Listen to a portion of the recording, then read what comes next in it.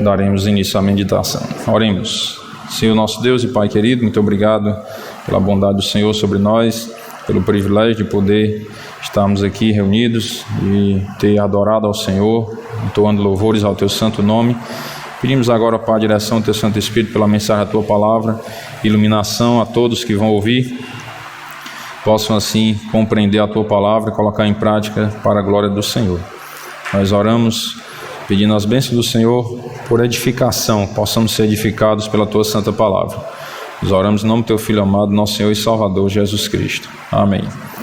Meus irmãos, vamos dar continuidade no estudo no livro de Romanos. Estamos fazendo esse estudo expositivo no livro de Romanos, hoje, capítulo 12. Capítulo 12, nós concluímos capítulo 11, onde falava daquele parênteses, podemos dizer assim, onde Deus tratou com Israel, né? Capítulo 9, 10 e 11, vai falar aí sobre a forma como Deus tratou com Israel, né? E a partir do capítulo 12, nós vamos observar aqui algumas ordenanças, podemos dizer assim, ou algumas dicas ou exortações do apóstolo Paulo, inspirado pelo Espírito Santo, a ensinar a igreja como deve viver a vida cristã, né? Então, a partir do capítulo 12, nós começamos a observar essa vida cristã que Deus nos ensina por meio do apóstolo Paulo. E no capítulo 12, iniciando, versículo 1, diz assim a palavra de Deus: Rogo-vos, pois, irmãos, pelas misericórdias de Deus, que apresenteis o vosso corpo por sacrifício vivo, santo e agradável a Deus, que é o vosso culto racional. E não vos conformeis com este século, mas transformai-vos pela renovação da vossa mente, para que experimenteis qual seja a boa, agradável e perfeita vontade de Deus. Então aqui, como crentes no Senhor Jesus Cristo, nós precisamos obedecer ao Senhor, onde Paulo está aqui rogando pelas misericórdias de Deus, né? Deus derramou sua misericórdia sobre as nossas vidas e Paulo está rogando: olha, irmãos, pelas misericórdias de Deus que Deus derramou sobre vocês, apresentem os vossos corpos por sacrifício vivo, santo e agradável a Deus, que é o vosso culto racional. E quando Paulo vem falar aqui de apresentar o nosso corpo, é apresentar ele por inteiro. Não é só do corpo para fora, podemos dizer assim, minha parte externa vou apresentar a Deus e pronto. Não, tem que vir já do interior, né? Todo o nosso ser, o exterior e o interior também. Temos que apresentar ao Senhor o nosso corpo, a nossa mente, as nossas vontades, os nossos desejos, temos que apresentar a Ele, para que Ele possa nos dirigir cada passo e assim nos ensinar a forma como devemos viver diante dEle. Não devemos mais agir de acordo com a nossa própria vontade. A partir do momento que entregamos a vida a Cristo, nós aceitamos Jesus como Senhor da nossa vida. Então precisamos apresentar todo o nosso ser a Deus para que Ele nos dirija e assim possamos glorificar o nome dEle, né? Não existe nada melhor do que ser amigo de Deus, nós cantamos isso. Então não existe nada melhor do que ter Deus como nosso amigo. Então, para que nós estejamos mais próximos de Deus, nós temos que fazer o que agrada a Deus. E aí assim apresentando o nosso corpo como sacrifício ao Senhor.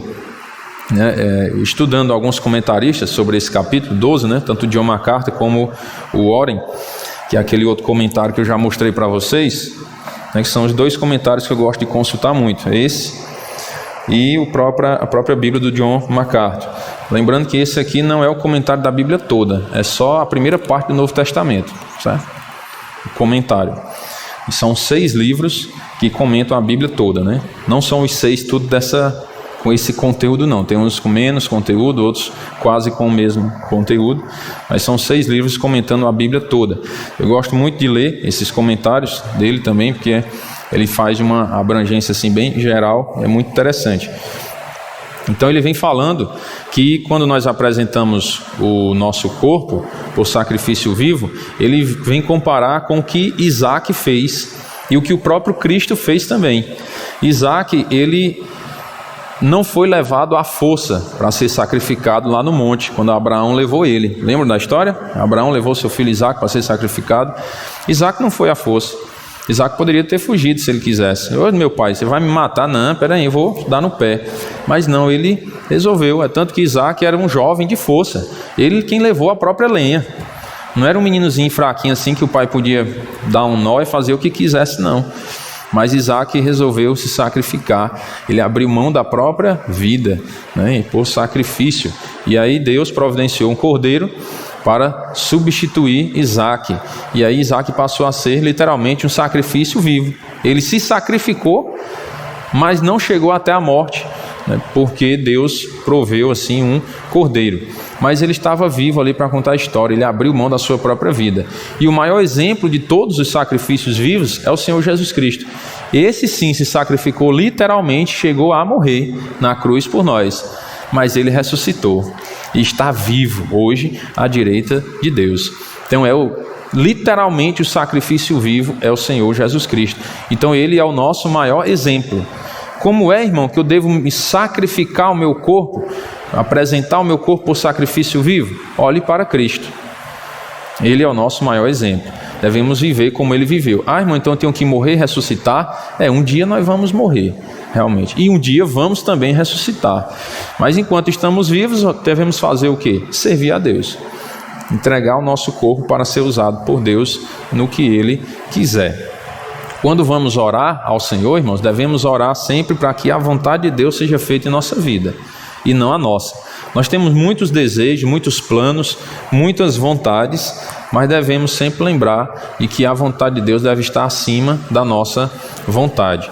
Nós não somos mais donos da nossa própria vida. Precisamos deixar Deus dirigir os nossos passos. E nós estávamos até comentando ontem, né, no culto de oração, como é uma bênção muito grande nós podermos ter um Pai Celestial em quem nós podemos confiar. Quando você tem o seu pai, você pode recorrer a ele quando está com a necessidade, não é assim? Você é criança, você precisa de alguma coisa, você vai atrás de quem? Do seu pai, não é? E aí você, se o seu pai lhe prometer, você vai confiar que ele vai te dar aquilo, né? Porque ele é teu pai, ele te prometeu. E aí se você perde o seu pai, você fica sem pai, como é que fica? A gente fica sem chão, não é? Sem chão. E agora? Vou recorrer a quem, não é? E às vezes ficamos meio que sem saber o que fazer. Isso acontece muito também, irmãos, com casais que se separam. Os filhos ficam assim. E agora, né? O que vai acontecer? A torre forte dos filhos são os pais, é a família. E aí quando os pais se separam, os filhos veem o alicerce deles sendo destruído. E eles ficam desorientados, né? Eu falo isso por experiência própria, né? Meus pais são separados. Eu tinha 9 anos de idade quando eles se separaram. E eu fiquei assim, aluado, né? Sem saber o que fazer. E agora? O que vai ser da minha vida, né? Ter que viver longe do meu pai, ter que viver só com a minha mãe, né? Não que a minha mãe não desse conta, mas fica aquela coisa rachada, né? Sem ali, está faltando um pedaço, está faltando alguma coisa. É diferente de você ter a família unida, né? Então, quando nós encontramos o Senhor Jesus Cristo, aí nós temos Deus como nosso Pai agora. E como isso é maravilhoso. Nós podemos recorrer ao Pai Celestial e podemos descansar nele, confiando que Ele vai fazer o melhor. E sabe quando é que o nosso Pai Celestial vai nos deixar? Nunca. Nunca Ele vai nos deixar. Nós vimos no estudo hoje de manhã também, não foi? Jamais te abandonarei, né? Então Deus não vai nos abandonar nunca. Nunca Ele vai nos deixar. Nunca nós vamos viver, chegar um momento e dizer assim: eita, e agora? Meu pai sumiu, né? Pai Celestial? Não, Ele está sempre lá. Nós é que nos distanciamos dEle, mas Ele está sempre no mesmo lugar, sempre esperando nós recorrermos a Ele, clamarmos a Ele. E aí, se estivermos dentro da vontade dEle, como vimos, Ele vai nos ouvir. Então precisamos buscar o Senhor cada dia mais, precisamos ler a Bíblia cada dia mais, orar cada vez mais, congregar cada vez mais, para aprendermos de Deus e estarmos mais próximos dEle, porque Deus é um Pai maravilhoso. E não vos conformeis, né, com este século, mas transformai-vos pela renovação da vossa mente, para que experimenteis qual seja a boa, agradável e perfeita vontade de Deus. Então nós não devemos nos conformar com este século, pegar a forma desse mundo, achar, não, peraí, é normal, né? Tinha coisas que no passado os cristãos faziam, porque era coisa do passado, né? Mas hoje estamos com uma geração diferente. O mundo hoje mudou. Então nós temos que agir de acordo com a modernidade. O Filho de Deus não. O Filho de Deus não deve pensar assim. O nosso Deus, ele é o mesmo Deus ontem, hoje e para sempre. Ele não muda.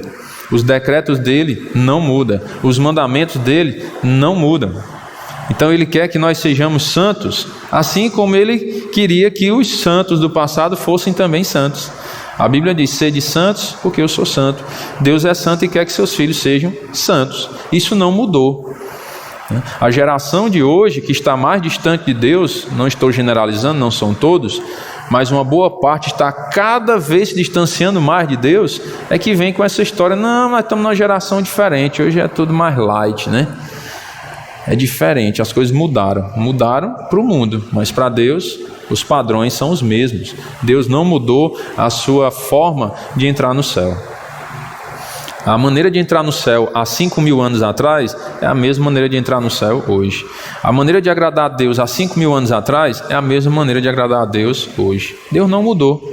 Então precisamos nos orientar pelo que a Bíblia diz. Não podemos nos conformar com este século, com essa geração de hoje, atual, achar que agora temos que servir a Deus de forma diferente porque o mundo é diferente. Ah não, os jovens, né, eles gostam de culto assim que tenha show, coreografia, dançarino, não sei o que, né? Então vamos adaptar o culto para isso. Pera. Quem foi que disse isso? Onde é que tem na Bíblia dizendo que essa é a liturgia do culto? Se tiver, aí você me mostra que a gente muda, né? Mas não tem dizendo. Pelo contrário, a Bíblia diz que tem que ser com decência e ordem. Decência e ordem. Tem negócio de coreografia, show de luz, fumacinha saindo do palco, né? Essas coisas não, dança. Tem algumas igrejas que se adaptaram, né? Se adaptaram a esses shows hoje, porque o culto tem que ser ao gosto do povo, né? Do freguês, né? O público é quem manda como deve ser o culto. Irmãos, isso está muito distorcido. Muito distorcido. É por isso que nós vemos hoje uma firmeza em Cristo muito pequena, que as pessoas não se interessam mais pela palavra de Deus, se interessam por coisas, né? Outras coisas. A Bíblia não é mais suficiente para alguns. Não estou dizendo todos, né? Mas alguns acham que não, a Bíblia não é suficiente, tem que ter algo a mais, né? A Bíblia é muito careta, só esse negócio de papel, a gente lê, e tem que ter um outro atrativo. A Bíblia não ensina isso. O atrativo tem que ser a palavra. Lembram da parábola lá do rico e Lázaro? Quando o rico lá no inferno diz: pai Abraão, manda Lázaro que molha a ponta do dedo na água, me refresca a língua, estou atormentado nessa chama, né? Aí o pai Abraão: não, peraí, tem um grande abismo entre nós e vós, né? Vocês não podem vir para cá e nem nós ir para aí. Quando o rico se conscientizou que não tinha jeito para ele, o que é que ele disse? Então manda Lázaro à minha casa paterna, né? Que eu tenho 5 irmãos, para que eles dê testemunho, para que eles não venham para esse lugar de tormento. Aí o pai Abraão disse o quê? Ah, tá bom, vamos mudar o método, né? Porque você está pedindo, você é o freguês agora, você está pedindo, vamos mudar o método de evangelização. Vamos agora fazer com que as pessoas ressuscitem dos mortos para ir pregar para quem está vivo, né? Negativo. O pai Abraão disse o quê? Eles têm Moisés e os profetas. Ouçam-nos. O que é Moisés e os profetas? A Bíblia, que foi escrita por Moisés e os profetas. Então o pai Abraão disse para o rico: eles têm a Bíblia, ouçam a Bíblia. Se eles querem salvação, tem que ouvir a Bíblia. Não, pai Abraão. Aí o rico ainda questionou, né? Se alguém dentre os mortos for ter com eles, arrepender-se-ão. Aí o pai Abraão disse o quê? Se eles não ouvem a Moisés e os profetas, tampouco se deixarão persuadir, ainda que alguém ressuscite dentre os mortos. Se não acreditar na Bíblia, irmãos, pode ressuscitar um morto aqui agora. Ei, eu vim trazer uma mensagem do além. Isso é um truque de mágica, né? Quem não quer acreditar em Deus, não é um morto ressuscitar que vai fazer ele acreditar, não. Precisamos único e exclusivamente de quê para crer em Deus? Da Bíblia. Está lá muito claro, eles têm Moisés e os profetas. Ouçam-nos. Então, eu citei o exemplo dos jovens, né? Porque é o que nós vemos muito hoje. Às vezes os jovens querendo mudar a liturgia de culto. Mas isso pode ser adulto, pode ser velho, qualquer idade. Se quiser mudar a liturgia do culto, é complicado. Porque se o culto já está dentro dos padrões de Deus, mudar para quê? As igrejas bíblicas, elas têm sofrido muito, né, com isso. as que tentam se manter conservadoras, porque são muito atacadas às vezes. As pessoas dizem, não, o culto lá é muito morto, né? É apagado, é muito fraco, não tem show, não tem gritaria, não tem essas coisas, né? Me mostra na Bíblia onde a gente tem que mudar, que a gente muda, se na Bíblia estiver ensinando. Mas nós aprendemos que o culto tem que ser com decência e ordem, não fala, os outros escutam, e aí vamos aprendendo juntos, né? É como numa sala de aula. Na sala de aula, se o professor está falando e os alunos conversando, os alunos aprendem. Aí se na igreja o pastor está pregando e os irmãos, amém, glória a Deus, aleluias, e aí? Os irmãos vão aprender? Aprende? Aprende não, irmãos. Quem é professor aí sabe, quem é aluno também sabe, que não dá para, enquanto um fala, os outros falando ao mesmo tempo, aprender alguma coisa não. E aí, para que a pessoa vem para a igreja? É para fazer barulho ou para aprender da palavra? Aprender da palavra, não é não? Para fazer barulho a gente faz em casa, se quiser. Mas para aprender da palavra a gente vai até a igreja, ouvir a palavra de Deus. Então não devemos nos conformar com este século. Não, irmão, mas a maioria das igrejas que fazem barulho estão aí lotadas. E eu com isso? Né? Irmão, mas você é muito seco, né? É o meu jeito, é ser direto. E eu com isso? Eu não estou aqui para agradar os homens. Eu estou aqui para agradar a Deus. Então se Deus se agrada da nossa forma de culto, tá bom demais. Irmão, mas e o povo que não se agrada? Problema deles. Vamos prestar conta com Deus. Eu não posso fazer nada, né? Eu sirvo a um Deus que é a autoridade máxima. Então eu tenho que fazer o que Ele manda.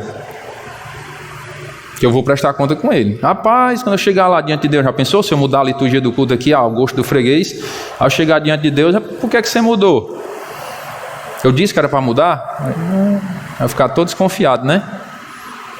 Então, se eu fizer dentro da vontade de Deus, quando eu chegar lá diante de Deus, vai prestar conta. Muito bem, você permaneceu fiel, né? Até o dia que nós fomos lhe buscar. Ou que você partiu, né?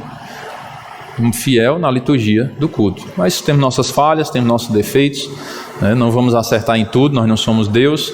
Mas temos que procurar errar o mínimo possível. Errar o mínimo possível. Então não devemos nos conformar com este século, mas transformai-vos pela renovação da vossa mente. Irmão, tem que se renovar, né? Onde as pessoas, irmãos, pegam o texto fora de contexto e usam como pretexto para não fazer a vontade de Deus. Não, irmão, está dizendo que tem que se renovar. É renovar a sua mente. Renovar a nossa mente. E que tipo de renovação é essa? Será que é renovação carismática? É se renovar da palavra, irmãos. Porque a palavra do Senhor, ela se renova de dia em dia, não é não? A cada manhã ela se renova. Então nós temos que renovar a nossa mente na palavra de Deus. Todos os dias, renovando a nossa mente, nos transformando pela renovação da nossa mente, na palavra. Na palavra, não é nos costumes do mundo, não. E aí por que nós devemos renovar a nossa mente na palavra, não nos conformar com este século? Para que experimenteis qual seja a boa, agradável e perfeita vontade de Deus. Então, quando nos mantemos fiéis a Deus, não nos conformando com este século e transformando a nossa mente a cada dia de acordo com a palavra de Deus, nós vamos experimentar a boa, agradável e perfeita vontade de Deus em nossas vidas. O que nos faz, irmãos, ter a paz diante de Deus, que estamos fazendo a vontade dEle, não são números. Irmão, então você não quer que a igreja encha, não? Quero. Mas de fiéis. Não quero que a igreja enche, não. Uma coisa é estar inchada e outra coisa é ser grande, não é? Vou fazer uma comparação aqui para ver se vocês entendem. Se você pratica atividade física, se alimenta da maneira correta e você malha, né? Vai para uma academia, malha direitinho, tudo sem exagero, sem culto ao corpo, né? Mas tudo dentro dos limites, dos padrões. Seu corpo vai crescer, não vai? Vai crescer da maneira certa? Boa, não é? Queimando todas as gorduras, uma alimentaçãozinha saudável, com os nutrientes certos. Seu corpo vai ficar grande, vai crescer, é natural.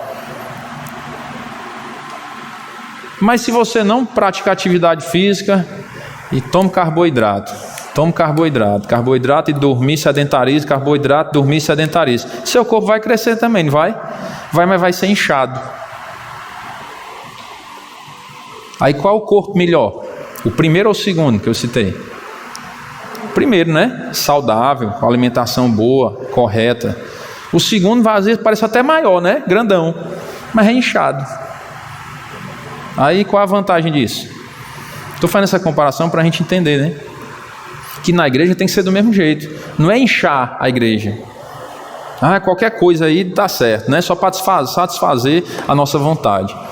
Vocês pensam que essas pessoas que malham e tudo, que procuram ter um corpo saudável, né? Não estou dizendo que todos estão errados ou todos estão certos, né?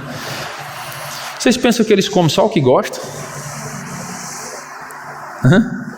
Não é só o que gostam, não. Eles têm que se privar de muita coisa, porque eles têm um objetivo, né? O objetivo é ter um corpo saudável. E na igreja também é assim. Vocês pensam que nós vamos ouvir na igreja só o que gosta? Não. A gente ouve o que precisa, que é para crescer saudável. Não adianta a gente pregar aqui o que as pessoas gostam de ouvir, né? Para agradar os ouvidos, a psicologia moderna, a autoestima. Se para a igreja inchar, vai ficar doente, vai trazer só problema. Então é melhor dar um alimento saudável. Pai, irmão, mas é ruim de engolir esse alface aí, mas é bom para a sua saúde, né? Rapaz, essa fruta que você está dando hoje aí, irmão, esse alimento não está descendo muito redondinho não, está engasgando, mas é bom para você, é bom para nós. Então o alimento saudável, nós vamos crescer de forma saudável e não inchando, né? Então só uma comparação para a gente entender o que é melhor, né? Se você crescer saudável ou você crescer inchando, né? E as igrejas conservadoras, elas buscam um crescimento saudável, um alimento que às vezes não é tão bom de engolir, mas é bom para a nossa saúde espiritual. Porque pela graça que me foi dada, digo a cada um dentre vós que não pense de si mesmo além do que convém, antes pense com moderação, segundo a medida da fé que Deus repartiu a cada um. Então não devemos pensar de nós mesmos além do que convém, devemos ser humildes. E aqui ele vai falar a respeito dos dons, né? Os dons que Deus distribuiu entre nós. Cada um tem o seu dom, ou os seus dons. A uns Deus deu só um, a outros Deus deu mais de um. Irmão, e a pessoa que tem mais de um dom é porque é melhor do que o outro, É não, irmãos.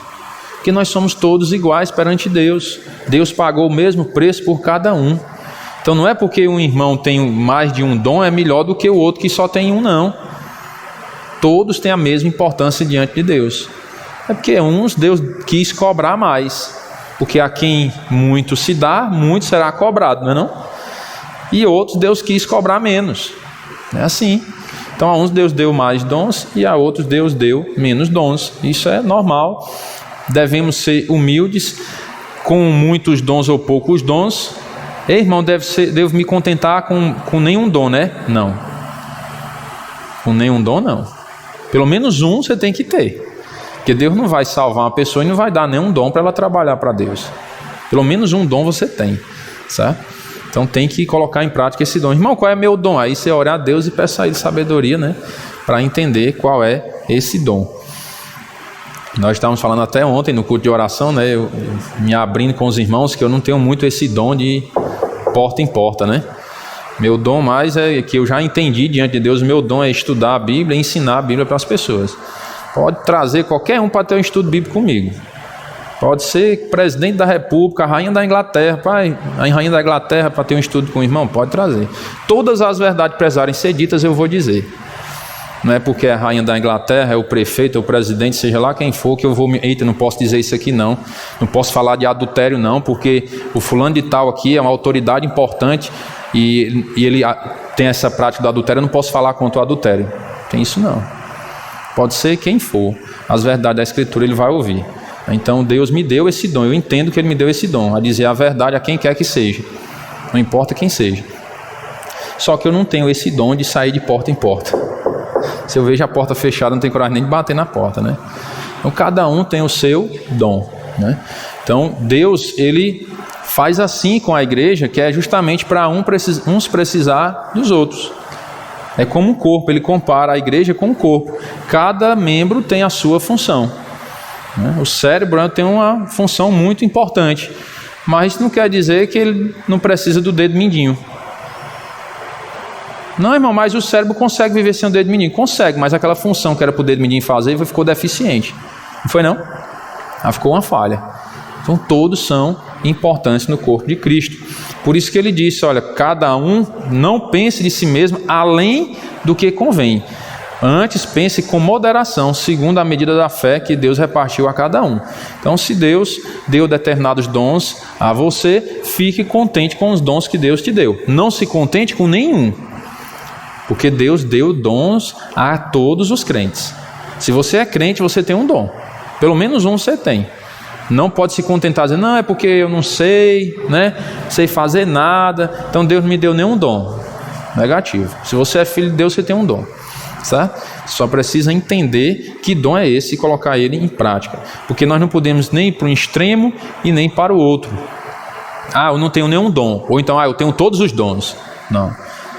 Não tem nenhum irmão que tem todos os dons e não tem nenhum irmão que não tem nenhum dom. Tem um equilíbrio, né? Uns têm 1, outros têm 2, outros têm 5, outros têm 10, outros têm 3, e aí vai juntando tudo e no final dá o corpo de Cristo para trabalhar para Deus. Porque assim como num só corpo temos muitos membros, mas nem todos os membros têm a mesma função, é muito importante quando vamos estudar sobre os dons, irmãos, não invejarmos o dom de ninguém. Mas eu queria tanto exercer aquele dom, né? Tem um dom que as pessoas às vezes querem muito exercer, não são todos também, né? Mas o dom de cantar. As pessoas, pai, eu queria tanto cantar, né? Mas não é todo mundo que tem esse dom. Tem gente que não consegue, né? Tem os alunos estavam ensaiando uma música para cantar na formatura, uma música em inglês. Aí eu estava lá na diretoria, aí eu ouvi eles cantando. Aí eu, valha meu Deus do céu. Aí quando a gente foi ensaiar, né, que a gente faz os ensaios para a formatura, aí eu disse a eles, pessoal, vocês têm que se decidir.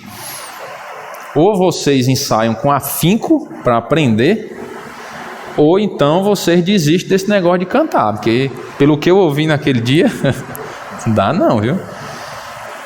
E aí eu sou sincero e digo logo, e já falo também para eles, olha, vocês não se sintam ofendidos, porque eu estou falando isso para a maturidade de vocês, porque é melhor vocês não fazer do que fazer mal feito e depois ficar feio para vocês mesmos. Então amadureçam a ouvir um não na vida, porque nem tudo que você tem vontade de fazer é o dom que você tem, não. Às vezes nós temos muita vontade de fazer uma coisa, mas não é um dom que Deus me deu. Eu não tenho habilidade para aquilo, Deus não me deu aquele dom. E aí, eu vou morrer por isso? Não, graças a Deus, Senhor, que o Senhor não me deu esse dom, mas o Senhor me deu outro. E aí tem outra pessoa que pode fazer isso. Então temos que amadurecer na vida e aprender a receber um não. É isso que muitas crianças hoje têm se frustrado, muita gente tem se frustrado na vida porque não sabe ouvir um não. Quando ouve um não, a casa caiu agora, o boneco está feito. Não, o não faz parte da vida, certo? E a gente tem que amadurecer também na vida cristã com relação a isso. Irmão, eu queria exercer esse dom. Tá bom, vamos fazer o teste. E aí, se não der, eu vou dizer, irmão, não leva mal não, mas não dá não. Esse dom não consigo ver você exercendo esse dom, não dá certo. E pronto, e fica tudo bem. Vou ficar com raiva do irmão agora porque disse que eu não dá para fazer isso. Oxi. Tem outros membros, tem outras funções que você pode fazer, certo? Cada um tem o seu dom. Nem todos os membros têm a mesma função, tá aí, a Bíblia está dizendo isso. Assim também nós, conquanto muitos, somos um só corpo em Cristo e membros uns dos outros, precisamos uns dos outros. Tendo, porém, diferentes dons segundo a graça que nos foi dada, se profecia, seja segundo a proporção da fé. Então, todos nós recebemos dons, uns iguais, outros diferentes, né? Às vezes pode ter 2 ou 3 pessoas aqui que têm o mesmo dom, mas não quer dizer que tem aqui 20 pessoas, um exemplo, e as 20 têm todos os mesmos dons. Não necessariamente. Deus faz como lhe apraz, né? E aí ele vai falar do dom de profecia. Por isso, irmãos, que temos que ter cuidado, porque algumas igrejas têm ensinado que o dom de profecia é ao chegar aqui e dizer, Deus está me revelando agora. Recebi uma palavra de Deus, estou ouvindo aqui agora, Deus está me dizendo isso. Esse é o dom de profecia? Não. Dom de profecia, eu não sei se eu vou encontrar aqui, eu queria ler o que o John MacArthur comenta sobre isso. Está aqui. Profecia. Essa palavra grega significa transmitir uma palavra e não inclui necessariamente predições do futuro ou quaisquer outros aspectos místicos ou sobrenaturais. Embora alguns profetas em Atos tenham tido predições a respeito de acontecimentos futuros, outros não fizeram predições, mas transmitiram a verdade de Deus para encorajar e fortalecer seus ouvintes. A evidência sugere, entretanto, que no século I, antes do Novo Testamento, antes que o Novo Testamento fosse concluído e os sinais dos dons tivessem cessado, 1 Coríntios capítulo 13 fala que alguns dons cessaram, provavelmente essa palavra tinha os sentidos tanto de não revelação quanto de revelação. No sentido de não revelação, a palavra profecia simplesmente identifica a habilidade de proclamar publicamente a palavra de Deus. Então, o dom de profecia aqui é eu receber uma revelação extra-bíblica? Não, é eu simplesmente proclamar publicamente a palavra de Deus. Esse é o dom de profecia. Deus deu diferente dom. Se profecia, seja segundo a proporção da fé. Então, a alguns Deus deu esse dom de publicar a palavra de Deus publicamente, abertamente. Que geralmente é o que os pastores têm, esse dom de publicar a palavra de Deus. Não é, eu recebi a revelação. Está na Bíblia? Não, está não. Deus falou comigo. Muito espiritual, né? Pensou? Deus fala exclusivamente com aquela pessoa. Não é assim, irmão. Isso é orgulho. Quem sou eu para querer que Deus venha falar exclusivamente comigo? Misericórdia. Tá bom que Deus já revelou na palavra dele, a gente não consegue nem aprender tudo, né? Para que eu quero mais do que o que está na Bíblia? É muito orgulho, muita prepotência nossa. Então o que está na Bíblia, se contente com o que está escrito, aprenda e ensine. Pronto, esse é o dom de profecia. Se ministério, dediquemos-nos ao ministério, né? John MacArthur defende que esse ministério é o servir.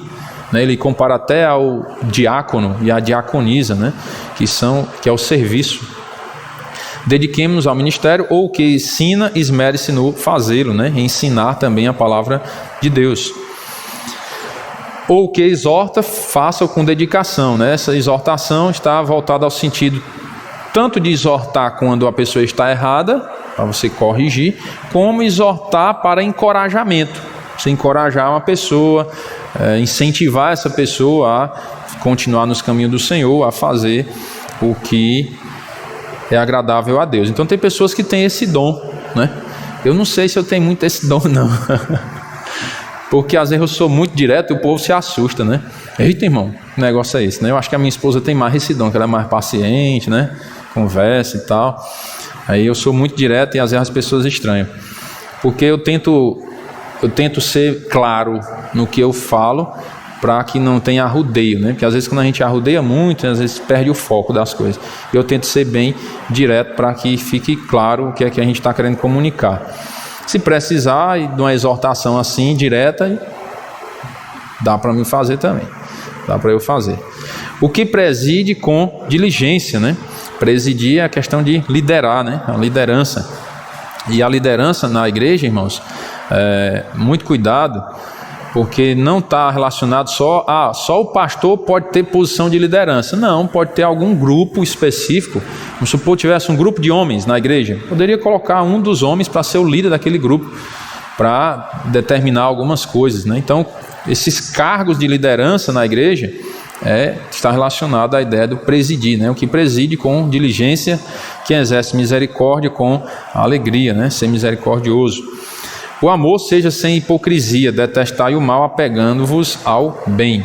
Amai-vos cordialmente uns aos outros com amor fraternal, preferindo-vos em honra uns aos outros, né? Devemos honrar uns aos outros, não querer a honra para nós. Às vezes nós fazemos as coisas e queremos reconhecimento. Mas eu fiz isso, ninguém me deu nem muito obrigado. E aí, nós crentes devemos fazer o quê? Não, eu vou chorar, né? Não, deve dizer assim, e daí? Eu não estou fazendo para os homens, estou fazendo para Deus. Mas irmão, você faz, ninguém reconhece. Estou nem preocupado. Estou fazendo para Deus. Então Deus estando vendo, tá bom demais. Precisa não. No tempo certo, se ele quiser dar alguma recompensa, ele dá. Se não quiser, a salvação já está bom demais, né? Então devemos olhar dessa forma e não ficar esperando honra dos outros. Eu fiz isso, quem vai me dar muito obrigado, hein? Quero saber, não. Quero fazer é para Deus, para fazer a vontade dele. Quando ele fala desse amor fraternal, né? Um dos dois comentaristas aqui, eu não lembro qual foi, que fala que é uma marca do cristão. É o que o mundo espera ver no cristão, é esse amor fraternal. É a maneira do mundo olhar para o crente e identificar, ele é um filho de Deus, ele é diferente, porque ele tem esse amor fraternal, é um amor de amigo, né? No grego, amor fraternal significa isso, amor de amigo, esse amor de família, né? De ser uma pessoa agradável, né? No zelo não sejais remissos, então devemos ser zelosos, né? Sede fervorosos de espírito, servindo ao Senhor, servir a Deus realmente com fervor, com alegria, com ânimo. Quer dizer, ei, tu vai para onde? Está se arrumando, vai para onde? Eu vou para o culto, eu estou cansado. É o jeito, né? Tem que ir. Como assim? Como é que a pessoa que é descrente, que ouve um crente dizendo isso, rapaz, essa igreja lá não deve ser muito boa não, o cara vai desanimado, viu? Tem que ser fervorosos de espírito. Você vai para onde? Vou adorar a Deus, o meu Salvador. Vou para o culto, bora comigo. Com ânimo, com alegria. Como é que eu vou dizer que vou servir a Deus quase chorando? Não dá, irmãos. As pessoas não vão acreditar que esse Deus é tão bom, não. Rapaz, eu servi esse Deus não, para o cabo estar quarto, parece que está indo para o velório. Indo para o culto com a cara de velório. Não dá certo, não. Sede fervorosos de espírito, servindo ao Senhor. Regozijai-vos na esperança.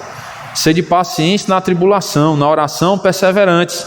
Está observando o tanto de comportamento cristão que Paulo está nos ensinando aqui? Regozijai-vos na esperança, que é o nosso encontro com Cristo. Irmão, mas eu sofro tanto na vida, tem tanta dificuldade, tem problema de saúde, tem problema de família, tem problema financeiro. Como é que eu vou me regozijar nessa vida, pelo amor de Deus? Está aí um motivo, no encontro com Cristo. Se regozije, se alegre no seu encontro com Cristo. Porque a Bíblia mesmo diz, no mundo passais por aflições, mas tem de bom ânimo, porque eu venci o mundo. Cristo venceu o mundo por nós. Então nós devemos nos alegrar em Cristo, na esperança de um dia nos encontrarmos com Ele. Não devemos, irmãos, esperar que esse mundo vai nos proporcionar alegria, não. Aí é um falso evangelho, uma falsa pregação. Não, o mundo vai melhorar, as coisas vão ficar boas e tudo mais, né? Eu trabalhava com venda aí, a venda externa, ainda hoje eu trabalho, mas de outra forma. Aí eu chegava nos clientes, os clientes perguntavam, e aí como é que tá? Rapaz, tá bom demais, graças a Deus, melhor do que isso, só no céu. Aí os cabos, Alexandre, tá ganhando muito dinheiro, né?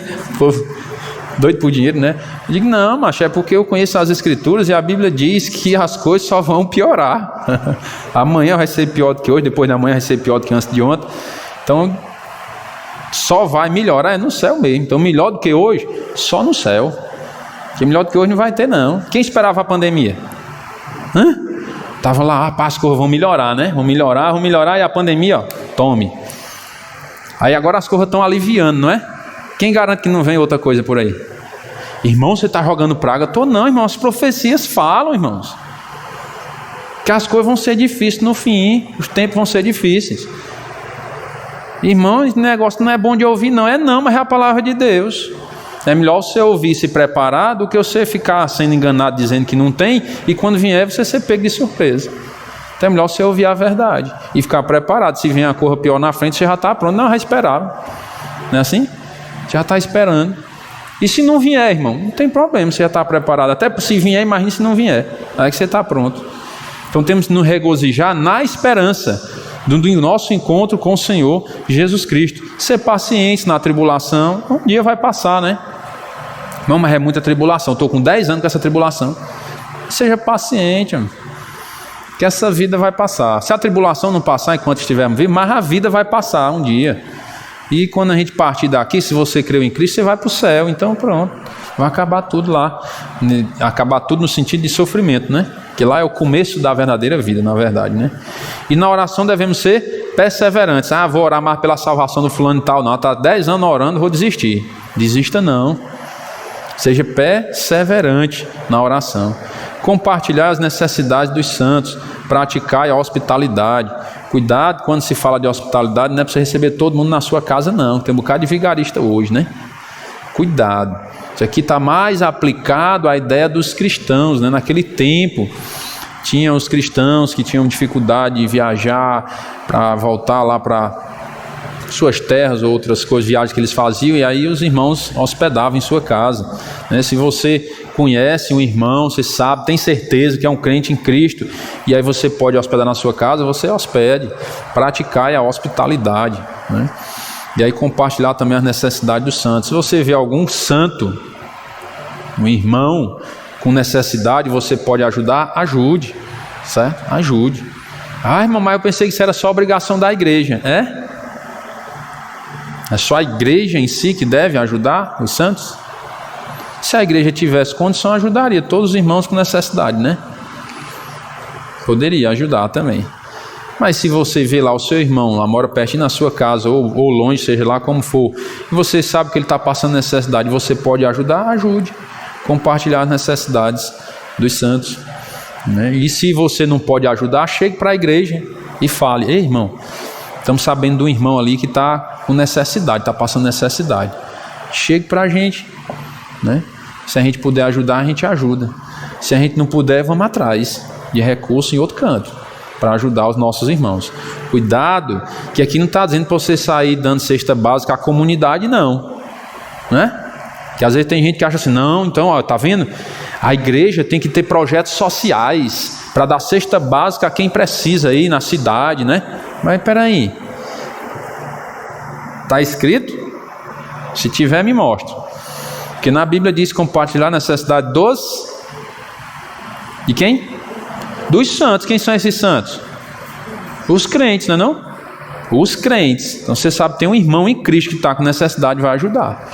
Se você for, irmão, ajudar os necessitados de toda uma cidade dessa aqui, você vai vender a casa de morada e ainda não consegue ajudar todo mundo. Então a gente ajuda dentro das nossas possibilidades. Ah, é tudo, né? Abençoai os que vos perseguem, abençoai e não amaldiçoeis. Então, se a pessoa está lhe perseguindo, não amaldiçoe ela, não, abençoe, né? Ah, mas estão me perseguindo por causa da minha fé, estão me criticando. Não se importe com isso, não. Abençoe a pessoa. Está me maldizendo, está falando mal de mim para o vizinho, vou me intrigar com ela, vou falar mal dela também. Fale não. Não se iguale a essa pessoa. Porque no momento em que você quer pagar o mal com o mal, você está se igualando à pessoa má. E você, como filho de Deus, não pode. Se alguém está falando mal de você por causa da sua fé, fale bem. Você não vai mentir também, né? Lógico. Se você não tem nada de bom para falar da pessoa, então não fale nada. Você não vai mentir também, não. Não vou mentir, dizer que a pessoa é boa, sem ser, porque o irmão disse que eu tenho que falar bem das pessoas. Não, se a pessoa não presta para nada, não tem nada de bom, então não fale nada, né? Nem fale de bem nem de mal, não tem nada de bom para falar, então não fale nada. Mas não difame as pessoas, não fale mal das pessoas. Principalmente daqueles que lhe atacam, né? Não é para falar de ninguém. Tende o mesmo sentimento uns para com os outros, em lugar de ser desorgulhosos, condescendei com o que é humilde. Não sejais sábios aos vossos próprios olhos. Isso é um conselho muito bom para nós, porque nós, seres humanos, temos a tendência de sermos orgulhosos, a achar que sabemos muita coisa. E a Bíblia diz: não sejais sábios aos vossos próprios olhos. Não é obrigado nós termos sempre uma argumentação para falar sobre todos os assuntos que são tratados. Temos que saber o momento certo de falar, o momento certo de ficar calado, o momento certo de agir ou de não agir, né? Temos que pedir a Deus sabedoria quanto a isso. Não sejais sábios aos vossos próprios olhos, condescendei com o que é humilde. Não torneis a ninguém mal por mal, esforçai-vos por fazer o bem perante todos os homens. Então não é para pagar o mal com o mal. Se possível, olha a condição, se possível, quanto depender de vós, tende paz com todos os homens. Então, se para ter paz com alguém depende de você que é crente, tenha paz. Ele diz: quanto depender de vós. É bem verdade que você não vai conseguir ter paz com todo mundo, porque tem gente que não quer paz com você. Aí você também não vai obrigar, né? Ei, peraí, você tem que viver em paz comigo, viu? Obrigado. A pessoa não entende a palavra de Deus. Você não pode obrigar alguém a obedecer a palavra de Deus se ela não é crente. Nem os crentes você não pode obrigar, você só pode o quê? Ensinar. Olha, Deus não quer que faça isso não. Mas se o crente fizer, é problema dele, vai prestar conta com Deus. Nós só podemos ensinar a palavra de Deus para as pessoas. Então, se possível, quanto depender de vós, tende paz com todos os homens. Não vos vingueis a vós mesmos, amados, mas dai lugar à ira, porque está escrito: a mim me pertence a vingança, eu é que retribuirei, diz o Senhor. A irmão, vontade me dá de se vingar do fulano e tal, que ele está me machucando muito. Não se vingue. Entrega a Deus, certo? Ele está dizendo que a vingança pertence a ele, não é? Ó, a mim me pertence a vingança, eu é que retribuirei, diz o Senhor. Então a vingança é com Deus, não vá atrás de vingança com ninguém não. Pelo contrário, se o teu inimigo tiver fome, dá-lhe de comer, se tiver sede, dá-lhe de beber, porque fazendo isto amontoarás brasas vivas sobre a sua cabeça.